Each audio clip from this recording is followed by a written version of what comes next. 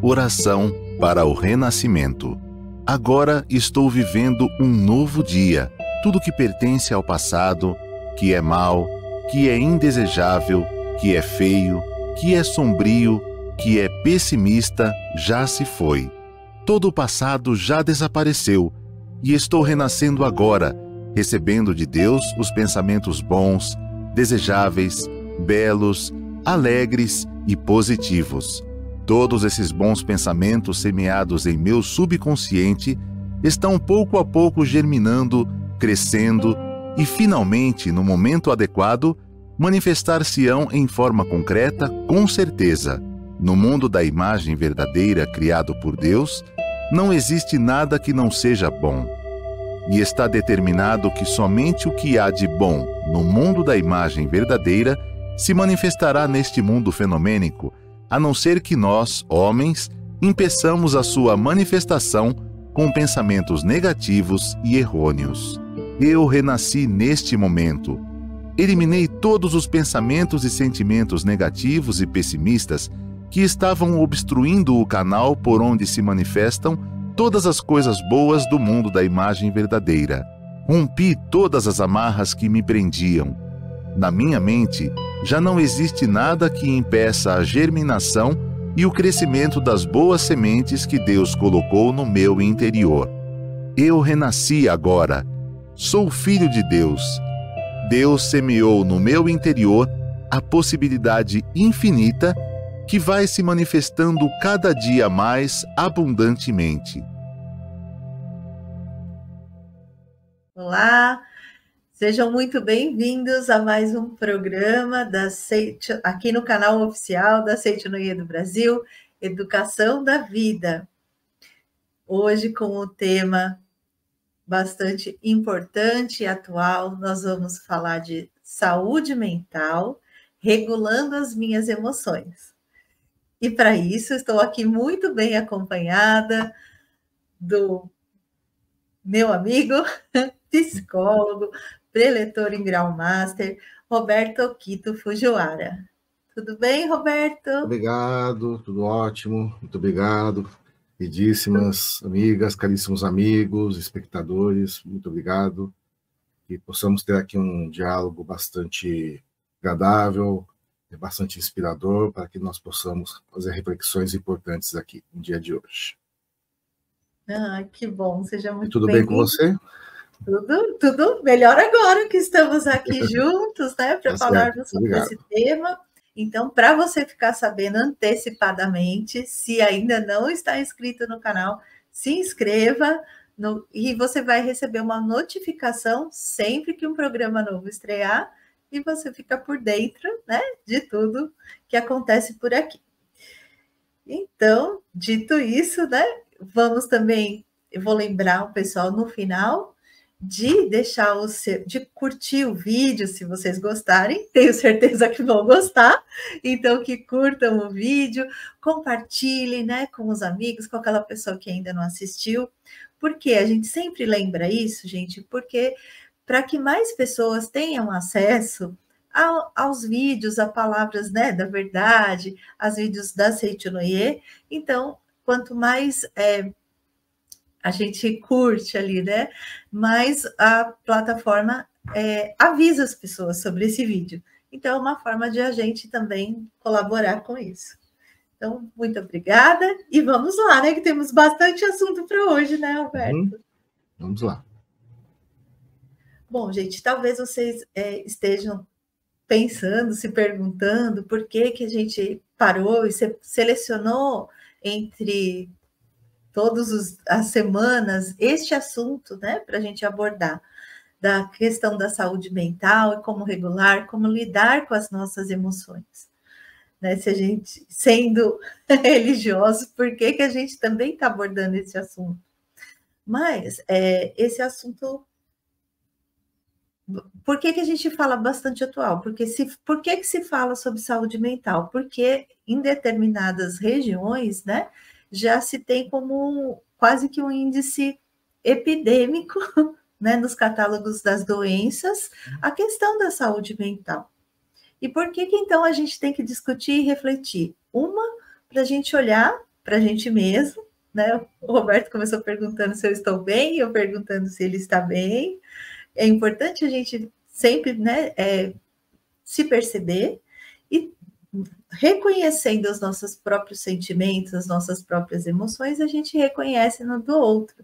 E até para que a gente possa fazer uma intervenção, para que a gente possa ajudar, para que a gente possa colaborar. Então, trouxemos aqui, estamos trazendo hoje, né, esse bate-papo para que juntos, com você que está aí, né, a gente possa refletir. Então, se vocês já quiserem escrever para nós aqui no chat, de onde vocês estão, se já nos acompanham, depois a gente vai respondendo também, tá? Muito obrigada. Por onde começamos, Roberto?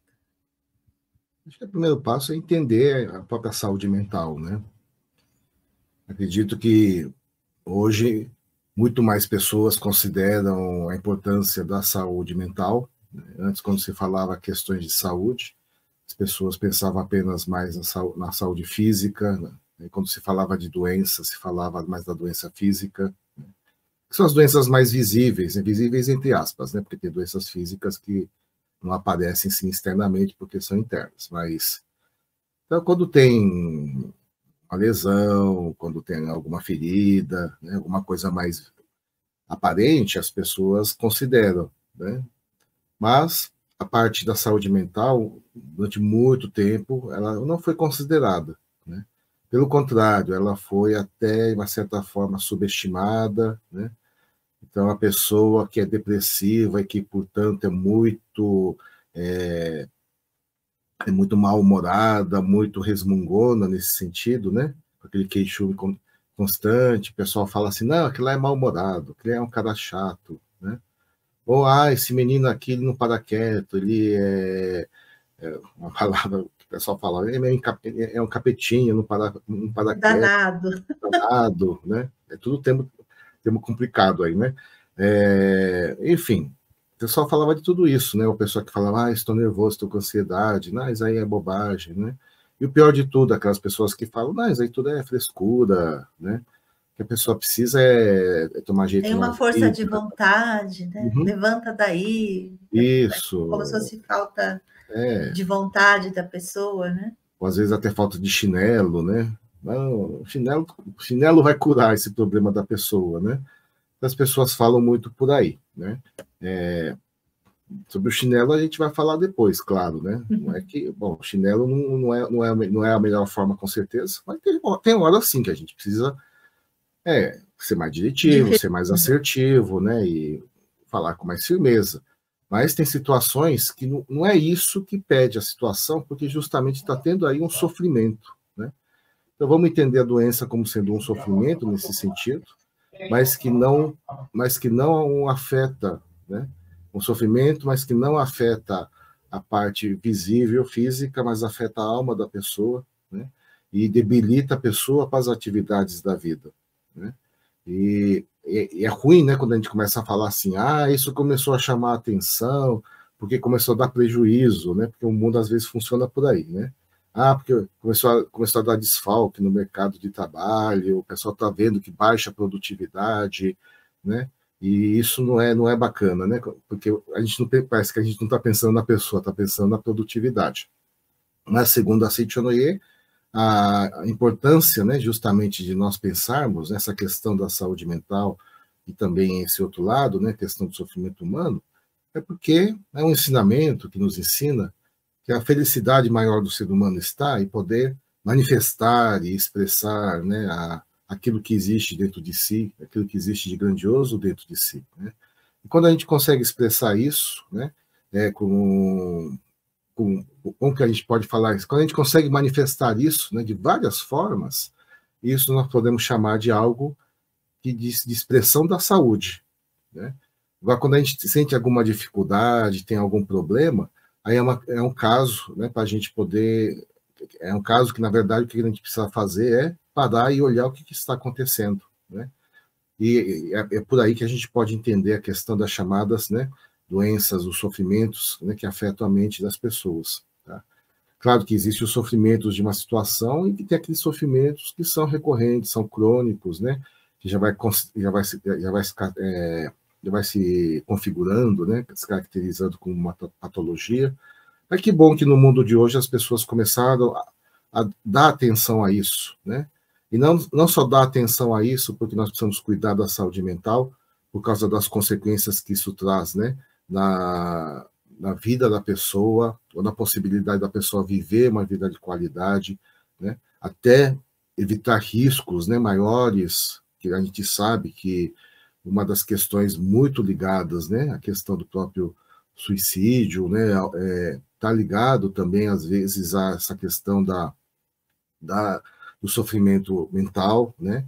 Então, tem esse lado, nos torna, que a gente fala, que bom que o pessoal está começando a prestar atenção nisso, e tem muita gente prestando atenção nisso, tá? Muita gente até fazendo atividade física, né, para poder cuidar da sua mente, mas mais do que isso, né? Eu acho que isso coloca a mente como um tema importante, né? E nós que somos seres, né, espirituais, cuidar do espírito, cuidar da mente, na verdade, cuidar justamente, usando agora uma terminologia mais Seitianoye, cuidar dessa parte do projetar, do expressar, manifestar do Filho de Deus, né?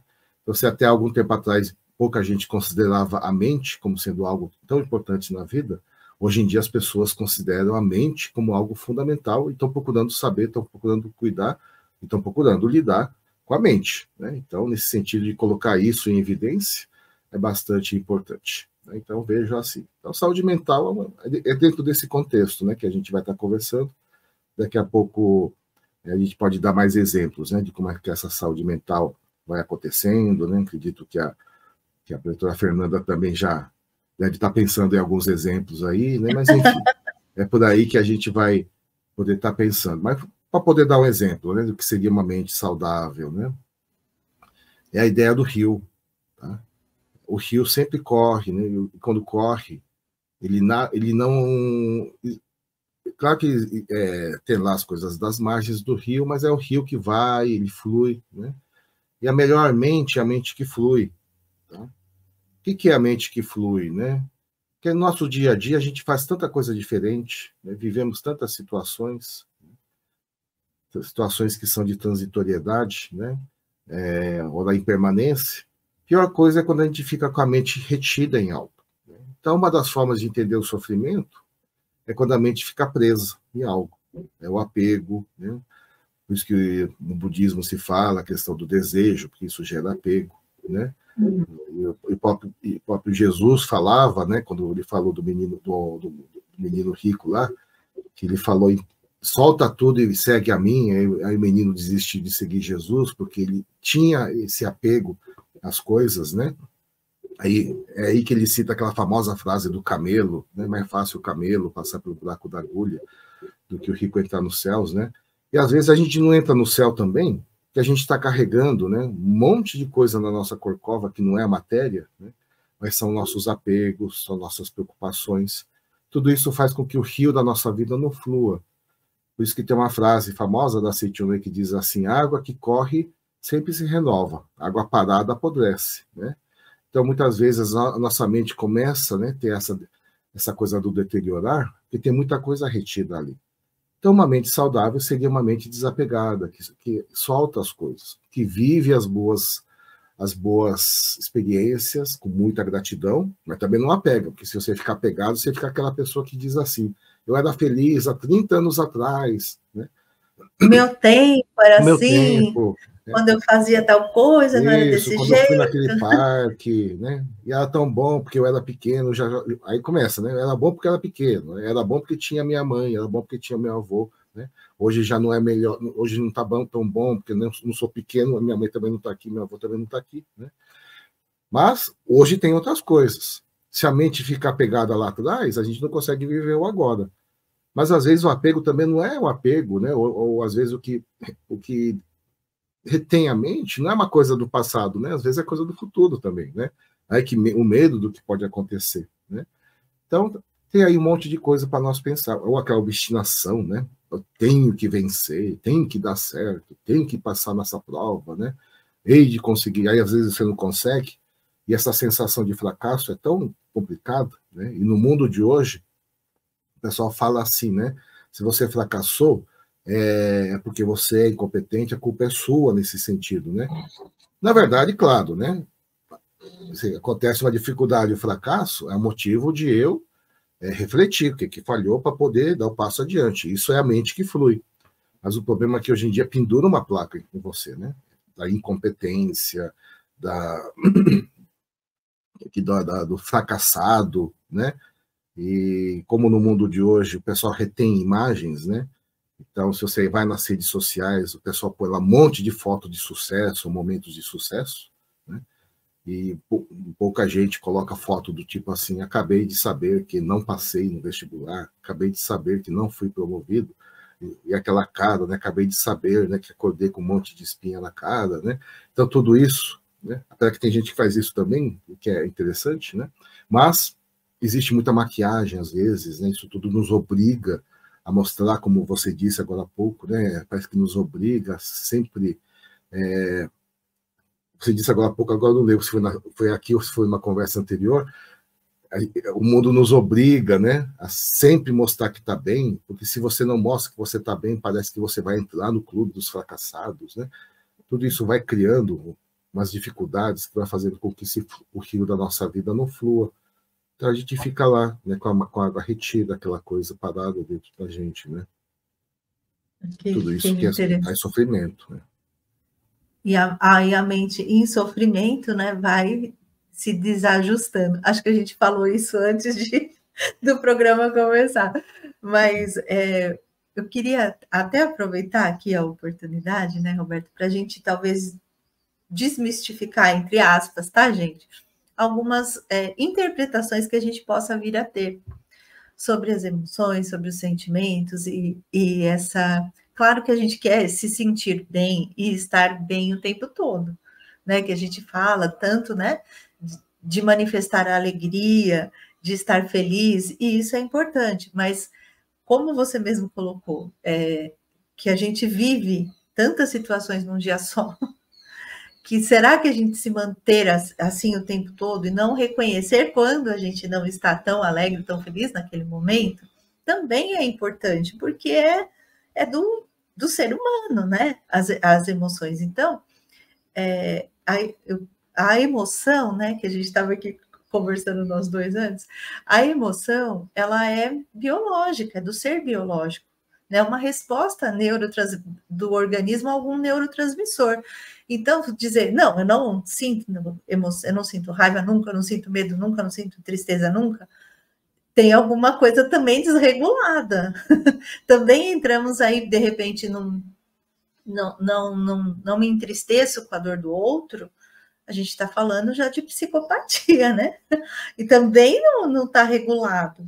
Então, a gente entender que as emoções são biológicas e, de certa maneira, é natural que a gente reaja com determinadas emoções, e que é assim mesmo, só que é o deixar fluir, é não ficar apegado a elas. Então, como assim, Fernanda? E qual que é a diferença, né? Emoção, e como que eu sei o que eu estou sentindo? Quando a gente nomeia, é o sentimento, a emoção é o biológico. Quando a mente reconhece aquele biológico, é o sentimento. Então, por exemplo, que me aconteceu, já dei esse exemplo, porque, gente, já aconteceu comigo umas 5 vezes na minha rua, e é tão natural, vocês vão ver por quê, porque como 5 vezes, Fernanda, assim, não mais, e eu sempre uso isso como exemplo, porque eu moro numa rua, embora seja um prédio, é uma rua sem saída e tem várias casas, e eu costumo, né, ir caminhar, ir no mercadinho perto, e na feira, né, quando eu estou por aqui na rua de baixo, e eu vou caminhando ali pela calçada. Então, ou conversando com alguém, ou distraída, pensando em alguma palestra que a gente vai fazer, alguma atividade, então a mente nem sempre está ali no meu caminho. Às vezes eu estou reparando, né, na mudança das árvores, na floração, então estou ali caminhando, distraída, entre aspas. Quando vem, gente, cada hora de um lado, já caminhei na calçada da direita, da esquerda, estou ali passando, vem um cachorro da vizinha no portão, tem vários cachorros, já tem dos dois lados. Então, quando eu esqueço que ele tem de um lado que eu vou do outro, eu também esqueço. O que acontece comigo quando ele vem? A minha reação é de se esquivar do portão, deixa eu ver se o portão está fechado, o que aconteceu? O coração já disparou, né? Já sinto que minha bochecha já ficou vermelha. Antes de eu raciocinar, ai, gente, é o cachorro, o portão está fechado, ele não faz nada, esse daqui é o branquinho, aquele lá é o marronzinho. Antes de entrar esse raciocínio, né, o corpo reagiu. Então, eu levei aquele susto. Isso é emoção. Quando entra o raciocínio, o que está acontecendo? Deixa eu ver. Eu preciso correr? É um cachorro bravo, ele está solto? Não, ele está preso.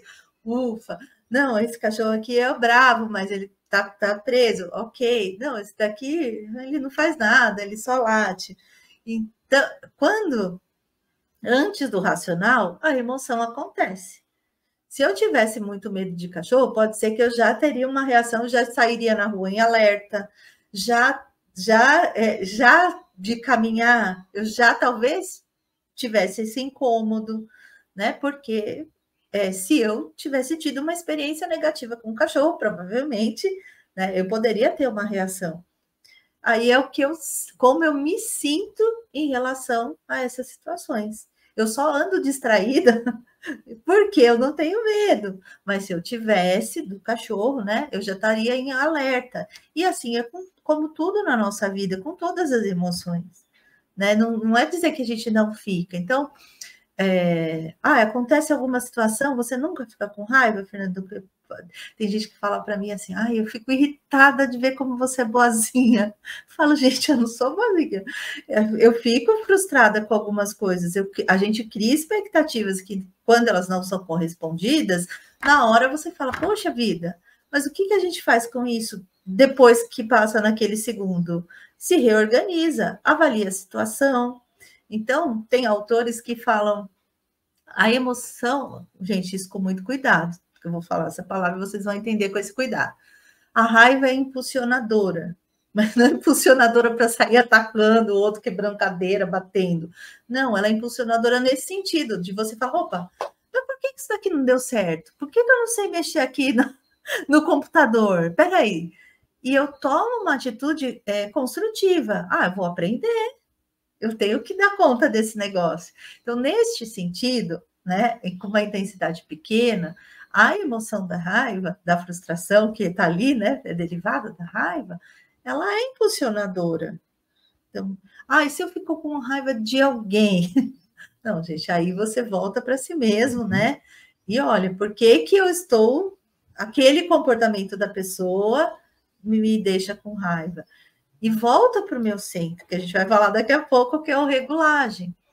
E só mais um exemplo aí para eu te passar, e a tristeza, né? A gente tem que estar alegre o tempo todo, Fernando, não se abala. Um preletor, estou me usando como exemplo para não falar de ninguém, né? Mas um preletor nunca se abala, não, gente. Quando a gente vê, né, uma notícia triste, como que você não sente a dor do outro? Como que você vai se sentir feliz diante daquilo que aconteceu? Eu perdi, né, um ente querido. Naquele momento, você vai, por mais que você compreenda, você vai estar super feliz? Não vai. Você vai estar ali sentindo a dor daquela partida, ao mesmo tempo que isso está, que você compreende. Então, a tristeza é o que nos aproxima do ser humano, né, do sentimento de compaixão. Então, de uma forma geral, as emoções, os sentimentos, eles são do humano para que a gente seja humano no seu melhor sentido. Me aproxime do outro, tenha iniciativas, me sinta feliz, né, aprenda a lidar. Então, ela está aqui, do nosso... do fenômeno, né? A gente foi construído de fábrica, né, com um modelo que reage a tudo isso, assim como o batimento cardíaco, assim como a circulação sanguínea. Então, às vezes, eu disse desmistificar, entre aspas, no começo, porque quando a gente fala manifestar a alegria, não quer dizer que a gente tenha que negar todas as emoções e sentimentos que a gente possa vir a ter, né? Por isso que a Seichoné fala da bênção.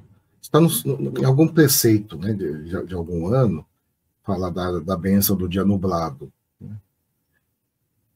Então, há pouco tempo estive, né, no lugar do Brasil que o pessoal falava, aqui não chove há 5 meses. Né? Então, são dias ensolarados o tempo todo, mas passou de um certo período, de uma certa quantidade, começa a ficar preocupante.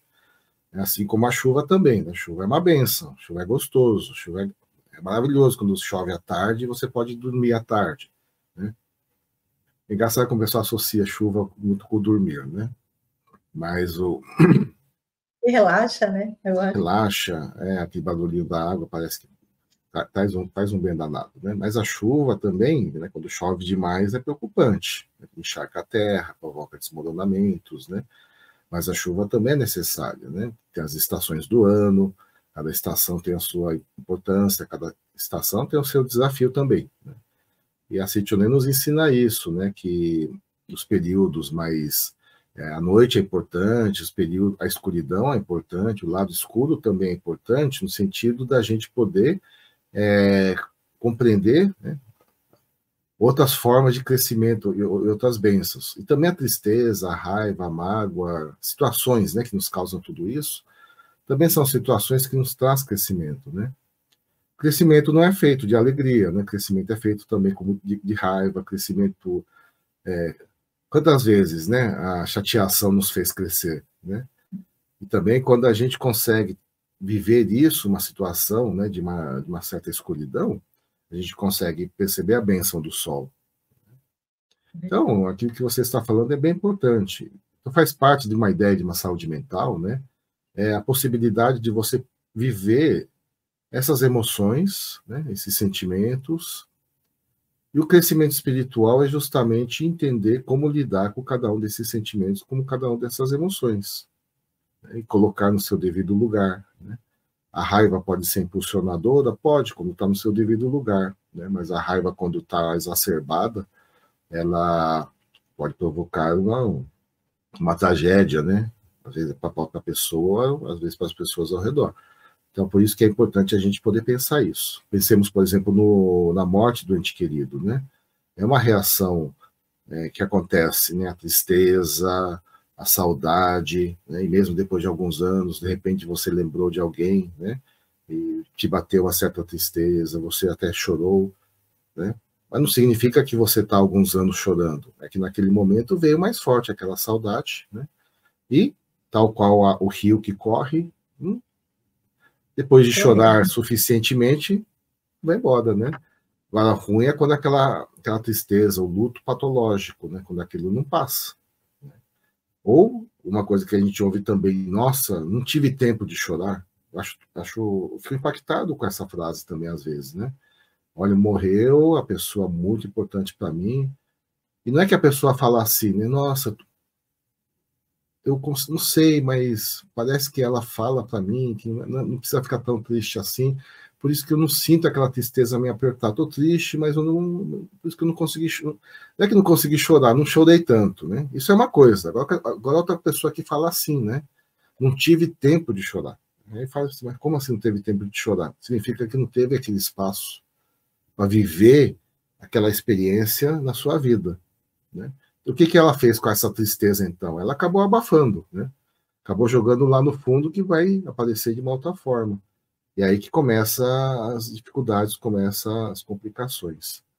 Então, acho que, né, com esses exemplos, né, que você trouxe, né, Fernanda, e isso que a gente está falando, então, é importante entender isso, né?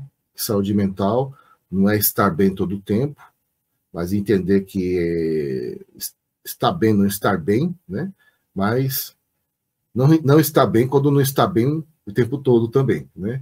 Então, faz parte poder, de acordo com a situação, ter sentimentos, e tudo isso vai fazer a gente aprender a lidar com várias coisas. Né? E não sei se a gente já pode entrar, talvez, no segundo ponto, que é o como lidar com essas emoções, né? Como lidar com esses sentimentos, que é uma palavra... fazer, talvez, né? Fazer, quando não está bem. Né? E tem uma palavra que é uma palavra que vamos olhar com um certo cuidado, né? Que é a palavra do controlar. Controle seus sentimentos, controle suas emoções, né? Que a ideia do controlar, primeira coisa que a gente pergunta, a gente consegue controlar emoções, né? Falar para a emoção para que ela não exista, né? Segundo, tem muita gente que fala assim, eu acho que eu não atingi o despertar, né? Usando seu exemplo, né, leitor? Eu não atingi o despertar porque eu fiquei com raiva, né? Eu tinha que controlar a raiva e não ter mais raiva, né? É ruim, porque quando fala controlar, talvez isso a humanidade fez durante muito tempo, por várias formas, né? Que é a ideia do reprimir, né? A ideia do trancar. O menino está descontrolado, tranca ele lá no porão, né? O menino está chorando muito, né? Vamos começar a tirar coisas dele para controlar, né? A menina lá está muito resmungona, então vamos controlar, né? A ideia do controlar, estou falando de situações dentro de casa que envolve, né, certas explosões emocionais, mas vamos falar de nós mesmos, né? Não pode demonstrar o que está sentindo, né? E quantos lugares, né, em quantas profissões o pessoal fala isso, você não pode demonstrar o que está sentindo, né? Na verdade, você não pode não resolver aquela situação, né? Então, a questão não é o médico ficar triste, né?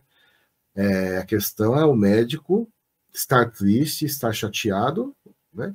Mas não deixar com que isso faça com que ele não consiga mais lidar com aquela situação, né? Então, nesse sentido, o tal do sangue frio é uma forma de você falar assim, não, eu tenho que lidar com essa situação, né? Depois eu preciso cuidar dessa parte emocional. Muitos médicos acabam não cuidando, né? Vamos pegar o pessoal da segurança pública, né? Nossa, como o pessoal da segurança pública, né, tem que lidar com isso o tempo todo, tá? Porque parece que são pessoas de sangue frio, mas elas lidam com emoções, né? Eles se entristecem quando vêm lá jovens, né, muito precocemente entrando numa certa criminalidade, e tudo isso eles têm que lidar, né? Por isso que dentro da segurança pública também é um tema que é muito importante, está sendo um tema bastante importante trabalhado, né? Que é a questão da saúde mental, né? Dos agentes de segurança pública, os policiais, né? Que eles precisam se cuidar também nesse sentido, tá? E vou falar do professor, né? Com certeza o professor é aquela pessoa que o tempo todo lida, né? E às vezes a família tem dificuldade de lidar, então joga para a escola lidar, que é a escola que passa o dia, às vezes, né? Com aquela criança. E muitos pais fazem o quê, né? Quando não conseguem lidar com a situação e não tem uma professora, um professor por perto, um cuidador, uma babá, né? A gente já joga o nosso babá eletrônico, né? Então, dá um celular na mão, dá um tablet na mão da criança, porque fala, agora está lá controlado a emoção, né? Então, eu acredito que a ideia da palavra do controle tem essas armadilhas, né? Que é a questão do... É complicado, né? A gente vai dar outros exemplos daqui a pouco. Por isso que as melhores palavras, né, para a gente poder falar, é que antes a gente usava mais essas palavras, né, controlar, né? Mas, e o controle também é uma forma, acho que a palavra controle em si não tem problema. O problema é aquilo que a gente acha que é o controle, né, entre aspas, né, ou comandar a mente, né? Agora tem umas outras coisas, palavras que acredito que aclaram mais, né, traz mais luz a esse assunto. Uma palavra é a palavra compreensão, né? Aprender a compreender as emoções. Outra palavra é a palavra diálogo, né? Estou falando de diálogo, porque esse diálogo não é só com a pessoa que está falando com você, né? Não é só com a pessoa que está tendo lá uma crise emocional, é diálogo com você mesmo também, né? E outra palavra importante é como lidar com tudo isso, né? E aí está o crescimento, e isso é o crescimento espiritual, né? A humanidade não evoluiu quando viveu na repressão, pelo contrário, a repressão fazia explodir de várias formas, e ainda explode até hoje, né? Na forma da violência, muitas das vezes a forma mais triste da violência, que é a violência doméstica, né? É a própria violência na escola, a violência nas relações mundiais, né? Violência dentro das corporações, a violência da corporação vem mascarada por planilhas, né? E não vai te dar um soco na cara, mas vai mostrar uma planilha que vai falar por que você vai sofrer uma determinada situação, né?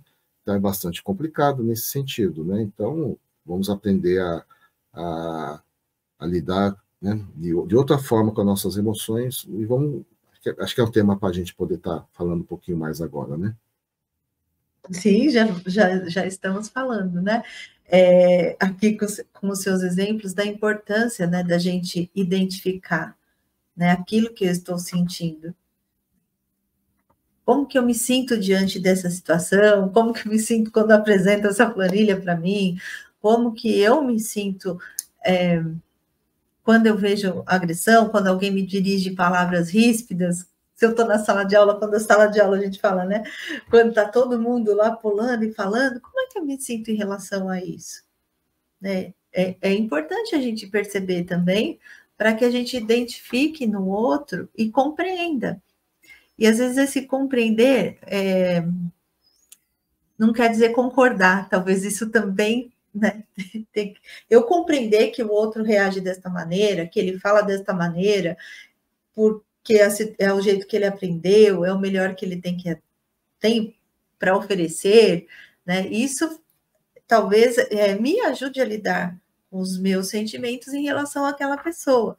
E não quer dizer que a gente concorde o tempo todo, mas tem casos que a gente vai olhar e não concordar com o comportamento, mas entender que a pessoa reage daquela forma. E de que maneira, se for uma sala de aula, se for uma criança, se for um adolescente, né? De que maneira que eu posso... Não sei se a palavra ajuda, também aqui pensando nas palavras, né? Mas até de que ele reconheça, né? Aquela sentimento, e como que a gente ajuda a direcionar. Uma palavra que tem se usado muito, que está no título, né, nosso de hoje, é o regular, porque a própria neurociência tem utilizado, preocupada com essa questão do controle, né? Quer dizer, as emoções, a raiva, a tristeza, elas existem. Então, o que a gente faz? Eu controlo? Pode se entender como eu represo, eu escondo, você usou uma palavra que agora eu esqueci, eu... Reprimo. Né? E o regular quer dizer, não, eu regulo a intensidade, a gente reconhecendo as emoções e como que a gente reage frente a elas, a gente diz o regular, como se fosse aumentar o som mesmo ou abaixar. Então, né, para que flua, talvez aí levando já para o nosso ensinamento, né, para que o rio flua.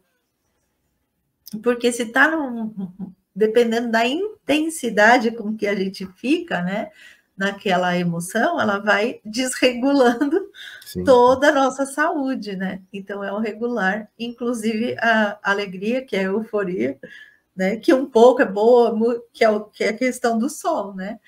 Olha, um dia é bom, 2 dias é bom, mas no 10º dia precisa chover, quer dizer, a gente precisa também abaixar isso, né? Não dá para ficar o tempo todo assim. E o que talvez você falou no começo, que é importante a gente dizer para o pessoal, que muita gente tem conversado com médicos, né, psiquiatras, a quantidade de pessoas que pedem medicamento, não falando mal do medicamento, gente, porque tem casos que realmente é necessário, é uma possibilidade, é um caminho, né? Mas no sentido de muitas pessoas procurarem, porque acham que tem que estar com essa alegria, com essa felicidade intensa o dia todos e todos os dias. Sim. Então, isso também, né, não está regulado, não está adequado, né? Não é aí quando o psiquiatra vai entrevistando e conversando mais, ele vai entendendo que não, que você não precisa ficar o tempo todo eufórico, né? E não é para isso, né?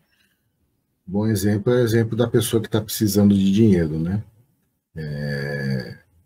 Claro que aparecer alguém que falar assim, uma mãe, um pai, né? Ó, tá aqui o dinheiro para você pagar a sua dívida de cartão, né? Às vezes é dívida de cartão do filho, né? Que a gente fala filho, mas filho pode ser filho de 90 anos de idade, né? Tá aqui o dinheiro, né? Para você poder pagar o cartão, aquilo é um alívio, né? Você fala, que bom, então toda vez eu vou recorrer a isso, né? Mas o bom pai, né, o bom orientador vai falar o quê? Hoje eu posso te ajudar, né, porque você está precisando, mas vamos pensar um pouquinho na sua vida, né? Por que você precisa se endividar tanto? Por que precisa gastar mais do que, às vezes, possibilita a renda? Essa compreensão é importante, né? Graças a Deus a gente vê muita gente na área da saúde, médico, psiquiatra, que fala da importância, talvez, né, de, nesse momento, usar o medicamento para poder te ajudar, mas fala do outro lado, né? vai lá procurar um outro profissional para te ajudar a você se compreender, né? Compreender melhor, entender melhor, para você poder lidar de uma outra forma através de outro aspecto, né? Então, nesse sentido, já que esse assunto apareceu, que acho que é bastante importante mesmo, né? O medicamento é importante, né? Tem essa importância em algumas situações, é um tratamento que ajuda as pessoas. Agora, a questão é que a pessoa, hoje em dia, usa o medicamento porque não quer viver certas emoções, né, Fernando? O pessoal não quer sofrer, o pessoal não quer tristeza, né? Em nome de duas coisas, às vezes, bastante questionáveis, né? Um é produtividade, né? Mais uma vez, eu tenho que estar produtivo o tempo todo, né? Claro que a produtividade é importante, né? Fazer as coisas acontecerem na vida, né? Mas do jeito que a coisa, do jeito que é obrigado, né, das pessoas ultimamente, a coisa acaba complicando. Cada coisa tem o seu tempo. E outro porque o outro lado, né, o aprender a refletir, arrepender, fazer mudança de rotas, é um caminho mais demorado. E a gente é muito imediatista, né? Claro que o sofrimento, a gente quer um alívio imediato, né? E não tem problema buscar esse alívio imediato. Mas é importante a gente poder pensar nisso também. Faz parte de um processo de um crescimento. É verdade. E você estava falando da criança, né? Você estava falando aí de lidar com as pessoas. É aquela uma outra palavra importante, né? A palavra regulação. E outra palavra importante para lidar com as emoções, né? É o aprender a colocar-se no lugar do outro. É um pouquinho mais trabalhoso também, né? Mas quando você coloca-se no lugar do outro, não precisa concordar 100% com o ponto de vista do outro. Mas tem um efeito bastante prático. Você vai aprender a conversar com esse outro, né? E explicar a importância de determinadas coisas. E isso tem um poder de convencimento maior do que o medo, né?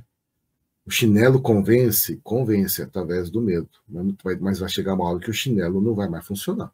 Aí você vai mostrar o que é a faca, né? Aí depois o outro vai mostrar o que é a pistola, aí o outro vai mostrar o fuzil, o outro vai mostrar o míssil nuclear, que é a corrida armamentista que a gente está vendo no mundo, né? Então, como a gente vai desarmar o mundo para uma cultura da paz? É a partir do momento que eu busco novamente, né, as tentativas. É uma tentativa porque é uma tentativa que precisa ser reiterada, que é a tentativa do diálogo. É mais trabalhoso, é mais demorado, mas traz crescimento e traz uma paz permanente, né? E estou falando aqui qualquer coisa, você me interrompe, tá? Sem problema. Por isso que tem aqui no livro Pedagogia do Seiichi Onoye um capítulo especial que vai falar sobre como lidar com certas situações de explosões, né, de sentimentos, emoções. Aqui vai falar da criança, mas a gente pode usar em todos os sentidos, né? Explique em vez de repreender, página 150. Que, mesmo para lidar com a violência no mundo, né, violência urbana, existe o método repreensivo, tem, né? E às vezes é importante, infelizmente, talvez na nossa sociedade, isso está sendo pedido, né, com mais veemência, e talvez seja uma solução para algumas situações. Mas vai chegar naquele absurdo de que vai ter que cada casa ter uma câmera, né? Em cada rua ter um guarda, né? Porque a coisa vai piorar nesse sentido, né? Se você continuar nessa linha. Até que alguém pergunte, mas não tem um outro lado também? Por que está tendo tanta violência assim, né? Claro que a gente precisa botar aí esses meios curativos, terapêuticos, às vezes, né? A gente precisa realmente se cuidar, erguer muros, tomar cuidado com as coisas por causa da violência urbana, né? Mas, e o outro lado? Por que está tendo tanta violência urbana, né? Então, parece que é uma coisa simples isso, mas aqui é um ponto para a gente poder pensar, tá? A repreensão grava duplamente o mau ato na mente da criança e provoca nela o desejo de repetir o mesmo mal, a tal da reincidência, né? Obviamente, esse desejo pode ser freado pelo temor da repreensão. Repreensão, às vezes, funciona assim, né? Mas seria esta a solução desejável? Poderíamos ficar satisfeitos só porque a criança não pratica exteriormente o mal, quando, na verdade, em sua mente está sendo travada uma batalha entre dois males, ou seja, entre o desejo de praticar o mal e o sentimento maléfico chamado temor? Embora, nesse caso, a criança não esteja praticando exteriormente o mal, está praticando interiormente um duplo mal. Será realmente um ato benéfico devastar o santuário da mente infantil e roubar-lhe a liberdade da alma por meio do temor? Quem tem o direito de fazer isso? Quando dois males se conflitam no interior da pessoa, há enorme consumo de energia vital que acaba sendo desperdiçada sem produzir benefício algum.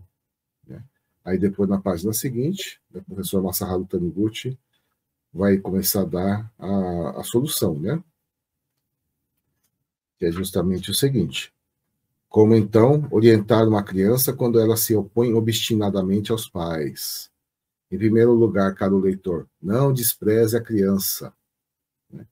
Você não entende, você é burra, você é muito criança, né? Não despreze a criança, não sabe nada. Encarando-a como uma criança incapaz de raciocinar e entender a lógica. Talvez é o momento até de exercitar a lógica e raciocínio, né? Não pense que não há outro meio de corrigi-la a não ser através da violência ou da reprimenda. No interior da criança habita a natureza divina. Aqui já é o ensinamento da Seichonen cheio. Converse com a criança, porque dentro da criança Deus habita ali dentro. Então você vai conversar com esse Deus, né? A natureza divina é dotada da razão. É a própria lógica. Sendo lógica, é natural que concorde com uma explicação lógica. Né? Explique paciente e detalhadamente o porquê das coisas à criança, persuadindo-a como se falasse com um adulto. Porque aí ela vai ser uma pessoa que sempre vai utilizar a lógica como uma forma de interpretar os fatos. E não vai ser aquele adulto, né, que interpreta tudo emocionalmente, né, e não consegue agir de uma forma lógica, sempre está lá, né, com muito descontrole. Por quê? Porque não aprendeu a fazer isso. Né? Aprendeu a se descontrolar. Mas antes descontrolava e engolia, reprimia, porque tinha o chinelo na mão. E depois que esse chinelo desaparece, aí ela começa a fazer, né, começa a fazer as confusões todas, né, que a gente vê por aí. Né? É confusão em tudo quanto é lugar. Hoje em dia, o pessoal fala confusão dentro do avião, né? Confusão no supermercado, que é a coisa mais triste. Como se o mundo só funcionasse no trânsito, então, né? Isso gera uma violência nesse sentido. Eu só vou finalizar com o texto, né? Para poder ouvir um pouquinho mais também das suas colocações. Muitos dos pais impõem despoticamente a seus filhos uma determinada conduta e, quando não são obedecivos, recorrem à violência e punição.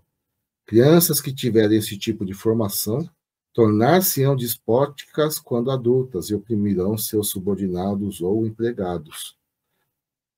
Um exemplo que a gente dá muito, né? O pessoal fala muito da violência doméstica, violência contra a mulher, né? O que é isso, né? São homens que não sabem lidar com suas emoções, seus sentimentos, não conseguem se colocar no lugar do outro, né? É uma explosão que se torna incontrolável. O que está por trás, né, desses homens, né? É aquela velha história. São homens que têm muita dificuldade de lidar com suas emoções. E quando a gente é criança, o menino, como que ele aprende a lidar com suas emoções? Se está triste, fala. Não chora porque homem não chora. Né? Não fala. Aí é depreciativo para os dois lados, né? Não chora que isso é coisa de menininha, né? E, enfim, é terrível. Então, se você está com raiva, vai lá, né? Vai lá resolver, né? E o pessoal começa a incentivar essas coisas, né? Quando vai ver, no futuro acaba indo nessa direção. E outra coisa que o mestre fala aqui, eu não vou citar no livro, mas está nesse livro, a criança aprende imitando. Então, a gente precisa entender que a educação dentro de casa também é uma educação das emoções, o como lidar com as emoções. E ele vê nos pais o como lidar com as emoções. Não adianta o pai e a mãe falar, olha, seja honesto, não minta, né? Se o tempo todo ficar utilizando, né, de artifícios ou às vezes de mentira para lidar com as situações, né? Ai, fala para ela que eu não tô, né? Ai, que não sei o que, não sei o que lá, né? Ai, que coisa mais chata. E quando a pessoa aparece, oi, como você é legal, né? Então, a criança vai olhando isso aí, né? Aí ela vai, fora que a criança vai aprender como é que a mãe lida com a raiva, como é que o pai lida com a tristeza, como é que o pai e a mãe lidam com a agressividade, e ela vai ter isso como um protótipo, um modelo, né? Graças a Deus isso não é uma maldição, né? O pai quer assim, o filho vai ter que ser assim, não. A criança, tem muitas crianças que conseguem se descolar disso, né? Mas a gente não pode contar com isso, né? Então acredito que a educação das emoções é muito importante dentro de casa, que é via exemplo. E na escola também, através do exemplo das professoras. Por isso que acho que eu não sei se isso aqui é uma tese, né? Mas por isso que acho que tem tanta criança, tanto adolescente que provoca professor, né? Que talvez no fundo da alma eles estão buscando um exemplo de como lidar com essas raivas que eles sentem, né? E que foram tão oprimidas e reprimidas. Né? Está pedindo ali uma forma de lidar, né? Com a situação que ele reprimiu, né? Exatamente, que ele foi humilhado, né? Então humilha o professor para ver como é que o professor reage, para ele também aprender a lidar nessas situações, né?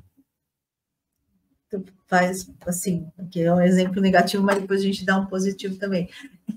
Recentemente eu vi uma história, assim, é verdade, assim, não é legal, mas de um menino que estava batendo, né, em muitos colegas na escola, e aí como que a escola estava lidando com a repressão, né? Evidentemente, e chamando os pais, e em vez de talvez dialogar ali, né, suspendendo, então ele não continuava na rua, não podia ir para a escola, e de repente esse pai foi chamado muitas vezes e foi à escola. E quando foram contar, né, e situar o que aconteceu, e que ele estava batendo, o pai ficou tão irritado, né, porque ele tem que se defender mesmo, ele tem que fazer isso, que o pai agrediu o professor. Bateu no próprio professor. Então você percebe aquilo que, primeiro, né, que o adolescente estava aprendendo, porque se ele faz isso com o professor, imagina que também é a forma como ele estava sendo educado. E a escola, nessa tentativa, né, de tentar disciplinar e resolver o contexto, também não resolveu, porque não se dialogou, né? Só, claro que a família tem que ser envolvida nesse contexto, e todos os contextos têm, não é isso que eu estou dizendo, mas toda hora a gente vou punir, não vem para a escola, será que eu estou dialogando? Então, as situações que a gente tem visto com adolescentes de sucesso são aonde se instituiu um colegiado, uma roda de conversa, onde os próprios alunos se ouvem, as situações são colocadas e eles resolvem como que vai ser resolvido o conflito. Muitas vezes a criança ela é até mais rigorosa, né? Na fala, no que ela gostaria que acontecesse, isso não pode.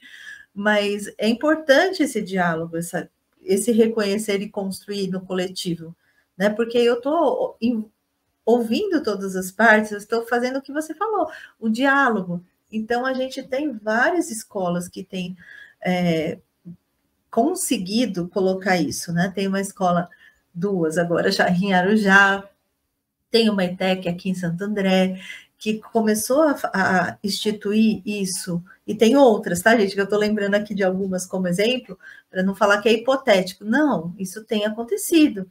Então, tem aberto essas salas de escuta, esses colegiados, as discussões, até para decidir não só questões ruins, entre aspas, né, que tem que ser resolvida, mas também, olha, o que a gente vai fazer? Está se aproximando o fim do ano, nós vamos fazer um projeto, vamos fazer um festival, vai ser um festival de música, o que vocês gostariam de fazer para envolvê-los? E com isso, a gente tem percebido que a violência tem diminuído. Recentemente, a gente ouviu também no Instagram uma professora do Rio de Janeiro, que agora me deu o nome do branco, deu um branco do nome dela, gente, mas que também instituíram várias ações na escola relacionadas só à escuta e ao elogio, quer dizer, passou a parar de criticar e começaram a reconhecer o potencial ali de cada aluno, envolvendo todo o corpo docente, envolvendo uma escola com mais de 1.000 alunos, e acabou com a questão da violência naquela comunidade. Infelizmente me deu um branco aqui do nome, gente, mas depois a gente traz, porque são... não é hipotético, né? A gente está vendo que a hora que a gente aplica esta educação, né, a palavra nesse sentido, para lidar e acolhe para lidar com as emoções, é possível a gente mudar esse cenário, né? Como as perguntas que nos fazem para a gente. O que faz quando os alunos estão brigando? O que faz quando, às vezes, os professores estão brigando? Então, é esse tipo de solução, né? Primeiro, como que eu me percebo? E se eu estou dando espaço, né? Para que todos se percebam, se ouçam. Exatamente. E para chegar num consenso. Isso também é lidar com emoção e com sentimento, de forma construtiva. Sim. Se fala tanto hoje, né, da importância das competências socioemocionais. É dar o espaço para isso, né, para se conhecer emoções e sentimentos. Isso se aprende, né? Então, vamos entender assim, o pessoal já sabe criticar e brigar, agora vamos ensinar coisas, né? Vamos aprender coisas diferentes, né? Talvez o criticar, jogar, atacar, seja a parte um pouquinho mais instintiva do animal, né? Que existe em nós, né? Agora, a outra parte é a parte da civilização, é a parte do passo adiante que o ser humano deu e construiu, né? Que é a manifestação consciente da sua natureza divina. E acho que você falou uma coisa que é tão importante, né?